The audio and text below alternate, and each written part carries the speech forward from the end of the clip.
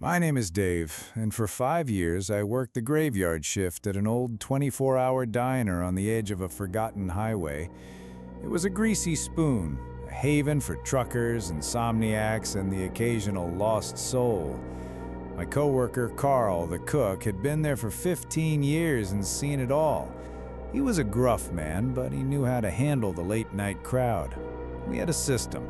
I dealt with the front, he handled the grill. Most nights were predictable, a monotonous rhythm of coffee refills and short-order cooking. But one night, the routine shattered. It was around 4 a.m., and the diner was empty except for a lone trucker nursing a coffee. Suddenly, the front door burst open and a man stumbled in. He was disheveled, covered in dirt, and clutching his right arm to his chest.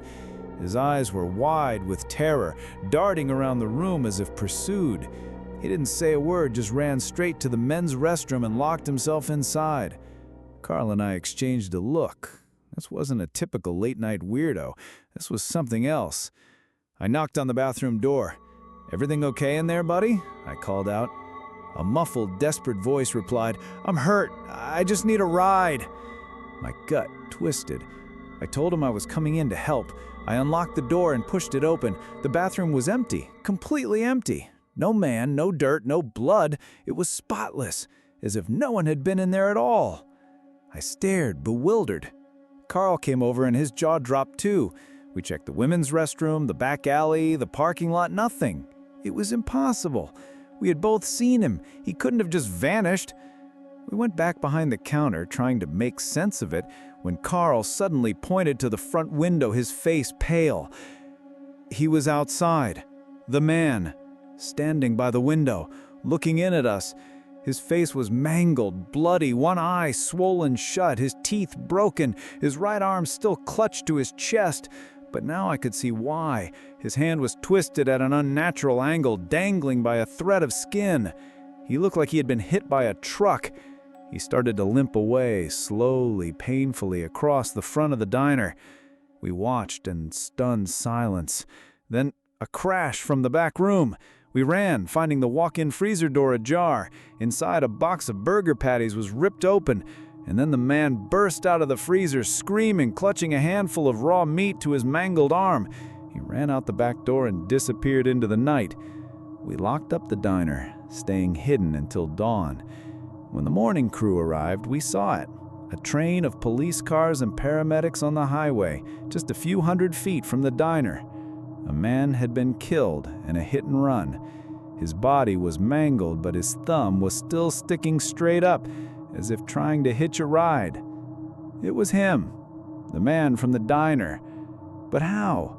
How could he have been in two places at once? How could he have been alive, then dead? Carl and I never spoke of it again.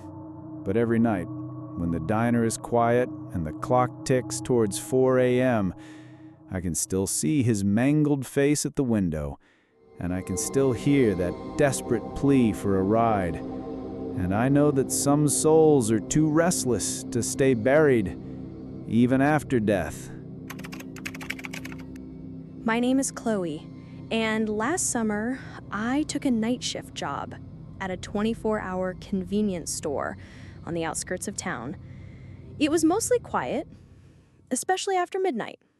My coworker would leave around 1 a.m., and then it was just me, the fluorescent lights, and the occasional trucker or insomniac. I didn't mind the solitude. It gave me time to study or just zone out. Most nights were uneventful, a blur of restocking shelves and cleaning coffee machines. But then came a Thursday night that broke the monotony and my sense of security. It was around 2 a.m. when a beat-up, lifted pickup truck rumbled into the parking lot, pulling directly into the handicap spot, despite the lot being empty. Two men got out. They were big, with shaved heads and arms covered in crude, dark tattoos.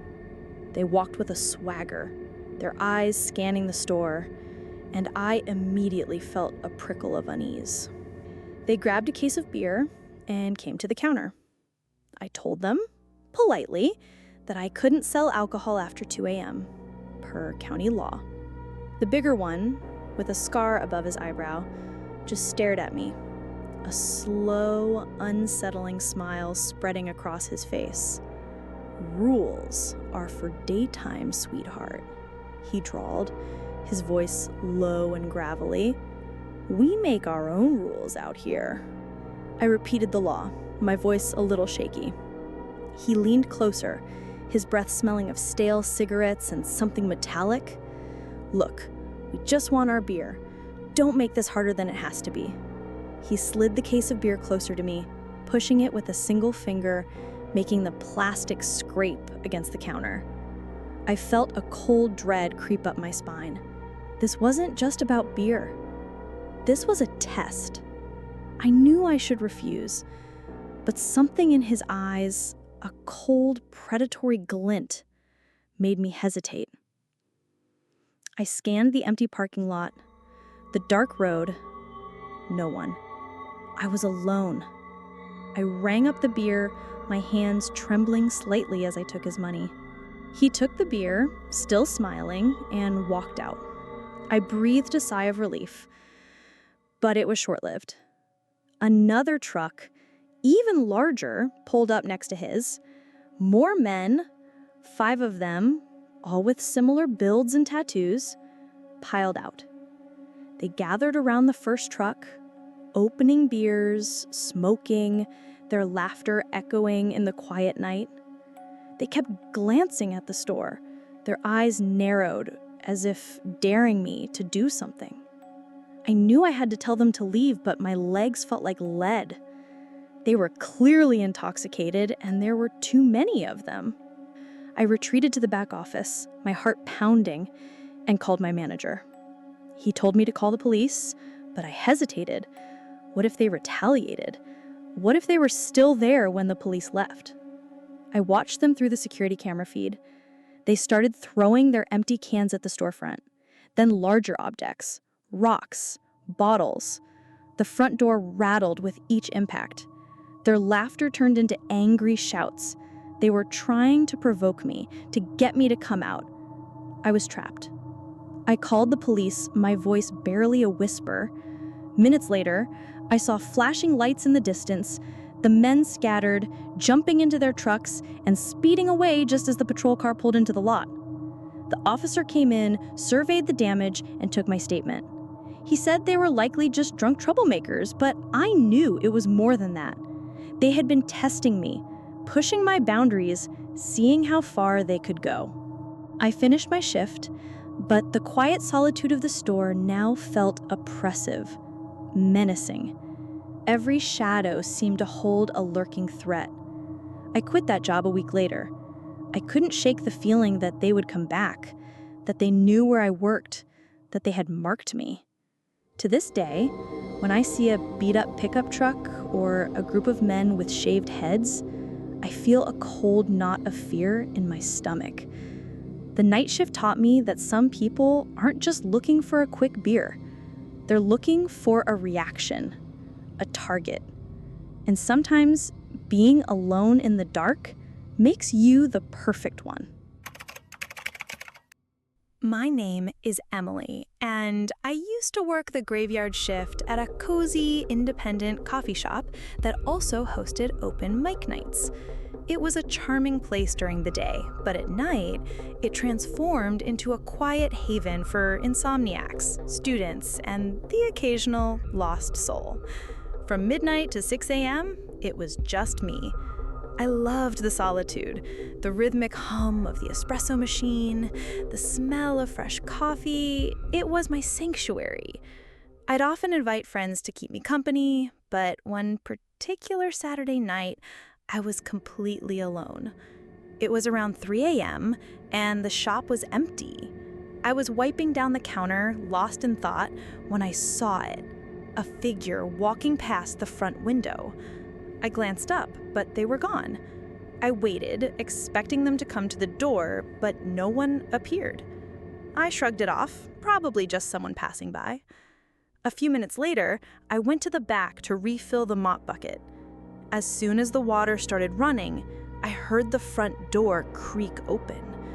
"Be right there," I called out, assuming it was a customer. But when I returned to the front, the shop was empty. The door was slightly ajar, and a cold draft swept through the room. My stomach tightened. This wasn't right. I checked the cash register, untouched. I peered into the bathroom, empty.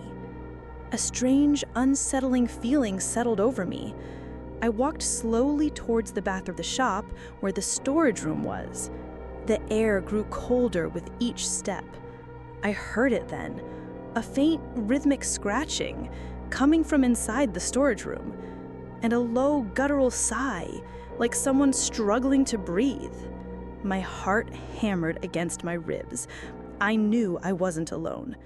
I grabbed a heavy metal tamper from the espresso machine, my only weapon, and slowly pushed open the storage room door. The room was dark, filled with shadows. Boxes were overturned, shelves were askew, and then a loud crash. Something large and heavy fell, sending a cascade of coffee beans scattering across the floor. I saw a flash of movement in the corner, a dark, hunched figure. It scuttled across the floor with unnatural speed, disappearing behind a stack of empty milk crates. A high-pitched, inhuman shriek echoed through the small room, a sound that made my blood run cold. It wasn't a person, it wasn't an animal, it was something else entirely. I slammed the door shut, my hands trembling, and locked it from the outside. I ran to the front of the shop, my mind screaming at me to call the police. But what would I tell them? That a monster was trapped in my storage room? They'd think I was crazy. The banging from the back intensified, a relentless assault against the thin wooden door. I could hear the muffled shrieks, the frantic scratching, growing louder and more desperate. It wanted out, and I was the only one standing in its way. I spent the rest of the night huddled behind the counter, clutching the tamper, listening to the terrifying sounds from the back. Every creak of the old building, every gust of wind sent a jolt of fear through me. When the first rays of dawn finally pierced through the windows, the sounds from the storage room slowly faded. The silence that followed was even more terrifying than the noise. I waited until my manager arrived, my body rigid with fear. I told him I had heard a rat, a very large one. He just nodded, used to my overactive imagination. I quit that job a week later. I couldn't bring myself to be alone in that shop again. And to this day, when I hear sudden, unexplained noise in the quiet of the night, I can still hear that high-pitched shriek, and I wonder what truly lurks in the shadows when no one is watching. My name is Alex, and I'm a night janitor for the local school district. I prefer working alone, and the night shift suits me perfectly. From 8 p.m. to 5 a.m., it's just me, the quiet hum of the vacuum, and the endless task of cleaning up after hundreds of kids. Every night I mop floors, disinfect desks, and clean bathrooms. It's a solitary job, and that's how I like it. Most nights are uneventful, a predictable routine of grime and polish. But then came the night after Halloween, and my quiet solitude was shattered. I started my shift in the elementary wing. The first hour was normal, just the usual mess. But then I started hearing things. Faint giggles, the sound of something clattering. I dismissed it as my imagination, or perhaps a faulty ventilation system. I was in the middle of mopping a long hallway when I noticed it. A wet floor sign I just placed had been knocked over. Annoyed, I righted it. But then I saw them, small, wet footprints leading away from the sign, towards the stairs. Kid-sized footprints. My blood ran cold. The school was supposed to be empty. I followed the tracks, my heart pounding, but they disappeared at the top of the stairs. I pulled out my phone, paused my music, and listened. Nothing. Just the oppressive silence of the empty school. Then, a loud crash from downstairs. I rushed back, my anger overriding my fear. My mop bucket, which I had just refilled, was overturned, water spilling everywhere. I swore under my breath. This was clearly a prank. But who? All the faculty were gone. I spent the next half hour cleaning up the mess, my lunch break shrinking with every wipe. I was furious.